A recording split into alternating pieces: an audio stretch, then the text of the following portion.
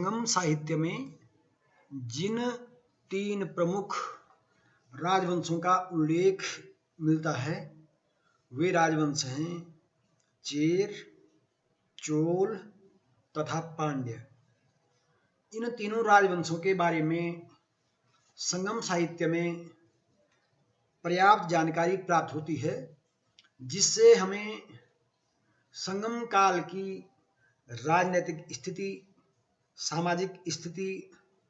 आर्थिक स्थिति तथा धार्मिक अवस्था का ज्ञान होता है। सर्वप्रथम संगम साहित्य में जिन राजवंशों का उल्लेख किया गया है उनमें प्रमुखतः चेर वंश का हम सर्वप्रथम उल्लेख करेंगे। चेर वंश के शासकों पर चर्चा करेंगे। संगम साहित्य का जो क्षेत्र रहा है वह कृष्णा नदी से दक्षिण में स्थित जो प्रायद्वीपीय भाग है भारत का, ये जो क्षेत्र रहा है भौगोलिक दृष्टि से, इसी क्षेत्र पर संगमकालीन तीन राजवंशों ने शासन किया है और ऐसा अनुमान किया जाता है कि प्रथम शती ईस्वी पूर्व से ये तीनों राज्य उस समय भी अस्तित्व में थे। जैसे मैंने पूर्व में बताया था कि अशोक के अभिलेखों से कलिंग के कलिंग नरेश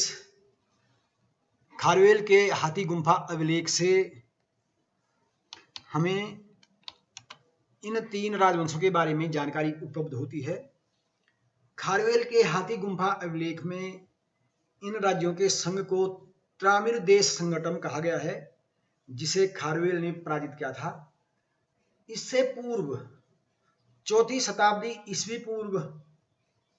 जो मेगास्थनीज सेल्यूकस का राज था, जो चंद्रगुप्त मौर्य के दरबार में रहता था, तो मेगास्थनीज ने भी अपनी रचना में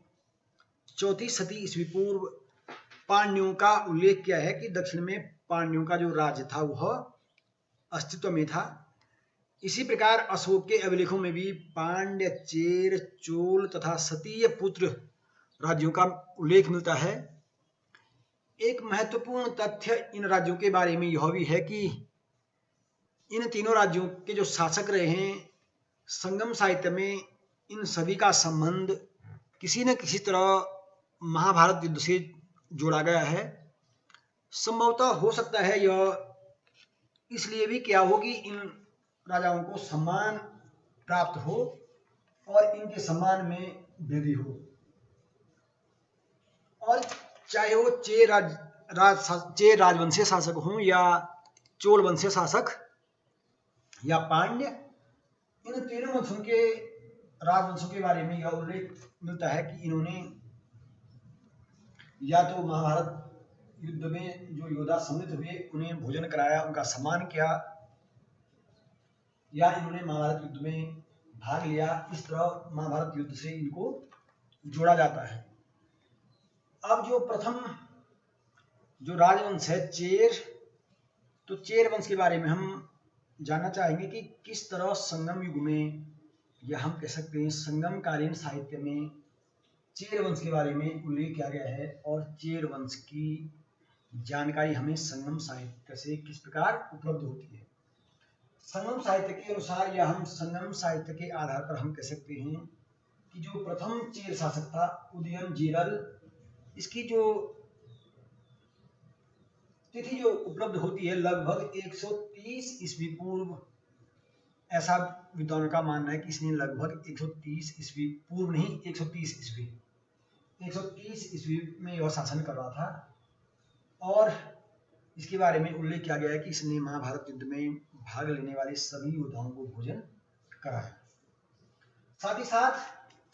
तमिल साहित्य में यह भी उल्लेख मिलता है कि इसने 7 मुकुटधारी राजाओं को पराजित किया और अधिराज की उपाधि धारण की।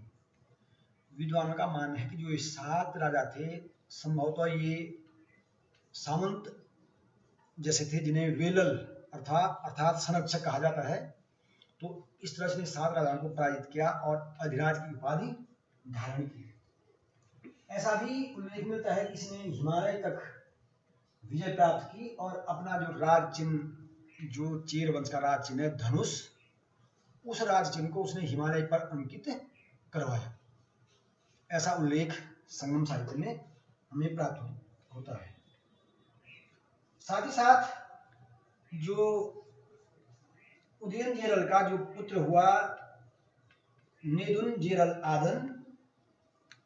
इसके बारे में उल्लेख मिलता है कि नेदुनजेरल ने, अभी थोड़ा मैं थोड़ा कुछ चीजें जो उल्लेख इनका मिलता है इसके बारे में ये मिलता है कि नेदुनजेरल ने, थोड़ा क्षमा चाहूंगा कि उदयनजेरल नहीं बल्कि नेदुनजेरल ने हिमालय तक विजय प्राप्त की और हिमालय पर अपना राज चिन्ह धनुष अंकित करवाया और साथ ही साथ अधिराज की उपाधि भी धारण की। ऐसा उल्लेख मिलता है कि इसने किसी स्थानीय शासक को नौसैनिक युद्ध में पराजित किया और साथ ही साथ उस समय जो यवन अर्थात यूनानी व्यापारी दक्षिण भारत में या हम इसके राज्य की सीमा पर या दूसरे राज्य में व्यापार करते थे, उन यूनानी व्यापारियों को भी इसने बंदी बनाया और उन यूनानी व्यापारियों से इसने बहुमूल्य मात्रा में धन लेकर बाद में उन्हें छोड़ दिया। इस तरह हम उल्लेख पाते हैं कि उदयनजेरल का जो पुत्र था नेदुनजेरल आदन अपने आप में और काव्य प्रतापी शासक हुआ और जिसने कई युद्धों में विजय प्राप्त की। तीसरा जो महत्वपूर्ण शासक इस वंश का हुआ उसे सेनगुट्टुवन या विद्वानों ने इसे धर्मपरायण कुटुवन भी कहा है, अर्थात सेनगुट्टुवन और धर्मपरायण कुटुवन एक ही व्यक्ति का नाम है। इसके अतिरिक्त इससे पूर्व जो राजा हुआ कुटुवन, सेनगुट्टुवन से पहले जो कुटुवन राजा हुआ वह आदन जो नेदुनजेरल आदन था उसका छोटा भाई कुटुवन था, वह नेदुनजेरल आदन के बाद शासक बना और इसने कोंगो के युद्ध में, कोंगो का एक प्रसिद्ध युद्ध हुआ दक्षिण भारत में, उस युद्ध में इसने विजय प्राप्त की और अपनी राज्य की जो सीमाएं थी उसने पश्चिमी तथा पूर्वी समुद्र तक विस्तृत की, अर्थात कुटुवन का साम्राज्य या हम कह सकते हैं चेर वंश का साम्राज्य कुटुवन के शासनकाल में और भी विस्तृत हो गया। इसने अपने समकालीन 3 शासकों जो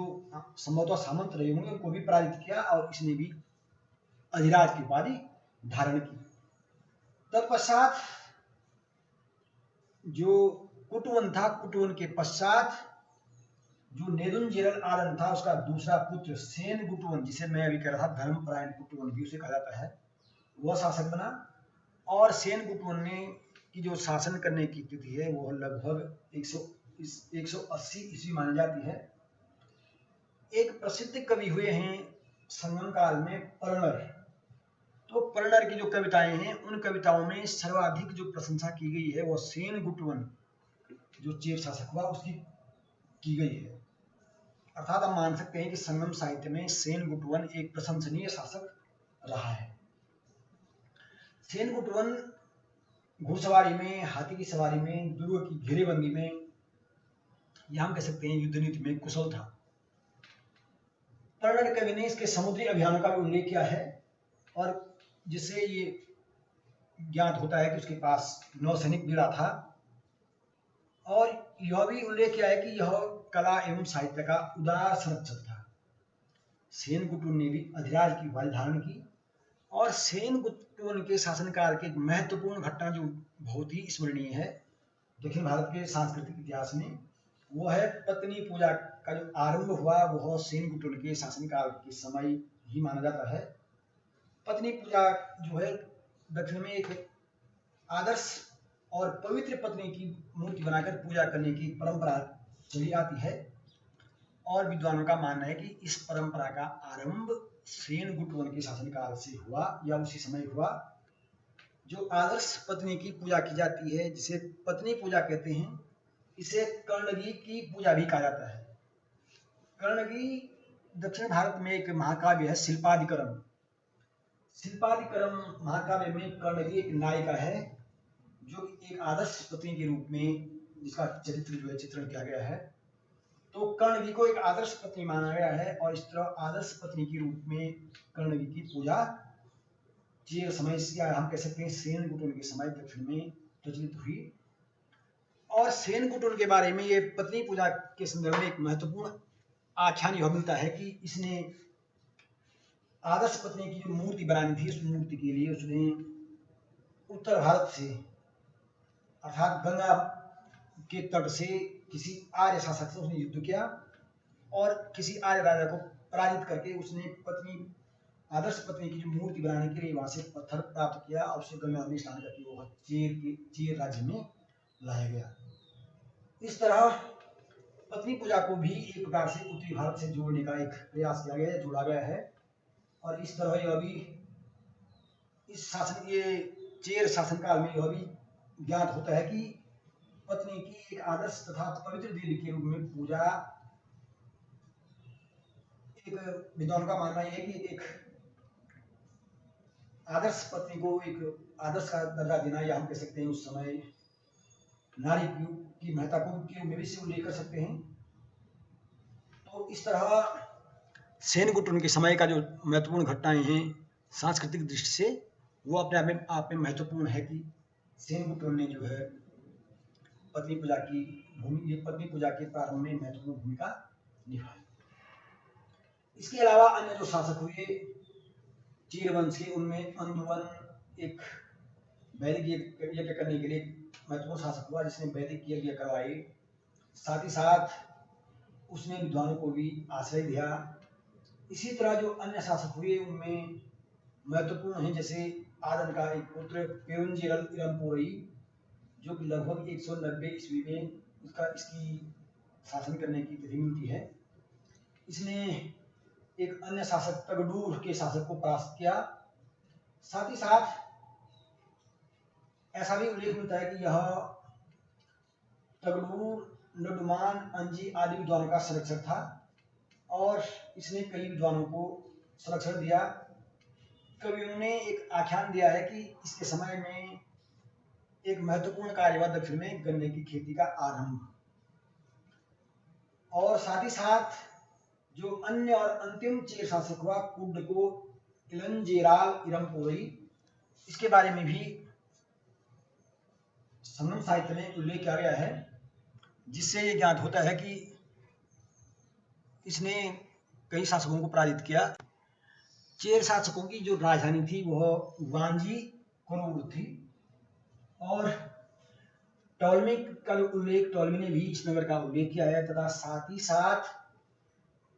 इस नगर के आसपास से जो चेरों की राजधानी थी वांजी, जिसे करूर भी कहा जाता है, अनेक रोमन सिक्के प्राप्त हुए हैं, जिससे यह भी स्पष्ट होता है कि आर्थिक दृष्टि और व्यापारिक दृष्टि से भी चेर शासनकाल या हम कह सकते हैं चेर राज्य समृद्ध था। साथ ही साथ जिस तरह इन्होंने विभिन्न सामाजिक गतिविधियों को, धार्मिक जो महत्व पत्नी पूजा या अन्य जो सांस्कृतिक महत्वपूर्ण कार्य इन्होंने किए, इससे स्पष्ट होता है कि अपने शासनकाल में चेर राज्य निश्चित ही समृद्ध रहा होगा।